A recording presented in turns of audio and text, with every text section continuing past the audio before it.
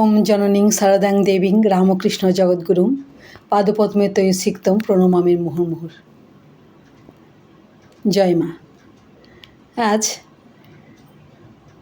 মা সারদা মায়ের 10টি বাণী বলার চেষ্টা করছি। শ্রী শ্রী মা বলেছেন, যদি শান্তি চাও মা, কারো দোষ দেখো না, দোষ দেখবে নিজের। জগৎকে আপনার করে নিতে শিখো, কেউ পর নয় মা, জগৎ তোমার।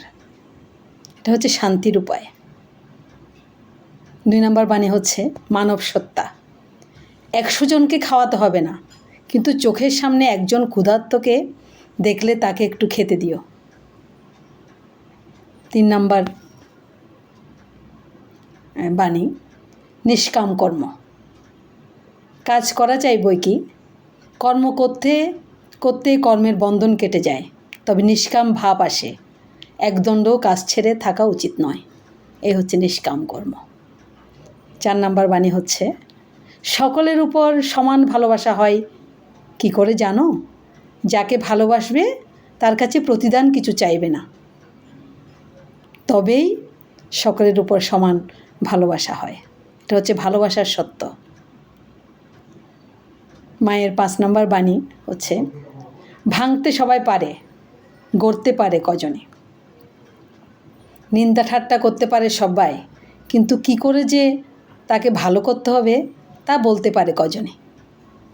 এ হচ্ছে মায়ের পরনিন্দা বর্জন। 6 নম্বর আমি সতেরো মা অসতেরো মা। এ হচ্ছে মায়ের সর্বত্র ঈশ্বর দর্শন। 7 নম্বর বাণী হচ্ছে কত সৌভাগ্য মা এ জন্ম, খুব করে ভগবানকে ডেকে যাও। এ মানব জন্মে এসেছি আমরা ভগবানের নাম নেওয়া। এ হচ্ছে মায়ের 7 নম্বর সত্য। 8 নম্বর বাণী হচ্ছে যে সর্বদা ইষ্টলাভ চিন্তা করে তার অনিষ্ট আসবে কোত্থেকে। এটা হচ্ছে চিন্তা ভাবনা। আমাদের দৃষ্টিভঙ্গি, আমাদের চিন্তা ভাবনাকে পরিবর্তন করতে হবে, ঠিক রাখতে হবে। ক্ষমা ও ধৈর্য, সহ্য করাই তপস্যা। এ হচ্ছে মায়ের 9 নম্বর বাণী। 10 নম্বর বাণী বলছি আমি, এটা বলে শেষ করব। ভয় কি? তুমি ঠাকুরকে দেখেছ, তোমার আবার ভয় কি? এ হচ্ছে মায়ের আশীর্বাদ। মা বলেছেন সদা সর্বদা ক্ষমা, ধৈর্য, চিন্তা ভাবনা, ভগবানের নাম নেওয়া, সর্বত্র ঈশ্বর দর্শন, পরনিন্দা বর্জন, ভালোবাসার সত্য, নিষ্কাম কর্ম, মানব সত্তা, শান্তির উপায়, সব কিন্তু মা বলে গেছেন।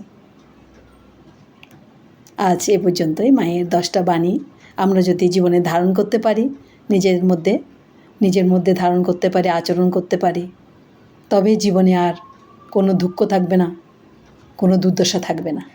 জয় মা।